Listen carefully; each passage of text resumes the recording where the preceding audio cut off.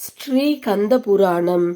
ராமாயணம் மகாபாரதத்திற்கெல்லாம் முதன்மையானது இந்த கந்த புராணம். சிவன் மன்மதனை எரித்தது.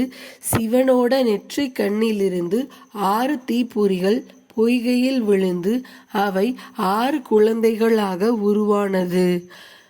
கார்த்திகை பெண்கள் அவர்களை வளர்த்து வர அன்னை பார்வதி அந்த 6 குழந்தைகளையும் ஒருவனாக்கி முருகன் என பெயரிட்டாள். சூரபத்மன் பிறந்தது முதல் சூரசம்ஹாரத்தில் சேவலாக மயிலாக உருவானது.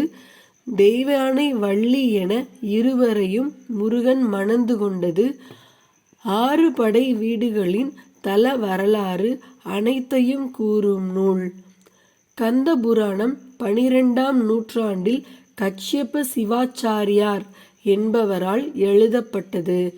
கந்த புராணம் சிவபுராணங்கள் 10ல் ஒன்றாகும். முருக பக்தர்கள் வாழ்வில் முழுமையாக படிக்க வேண்டிய ஒரு நூல் கந்த புராணம். இந்த வீடியோ உங்களுக்கு பிடிச்சிருந்தா லைக் பண்ணுங்க, ஷேர் பண்ணுங்க, கமெண்ட் பண்ணுங்க, சப்ஸ்கிரைப் பண்ணுங்க. நன்றி.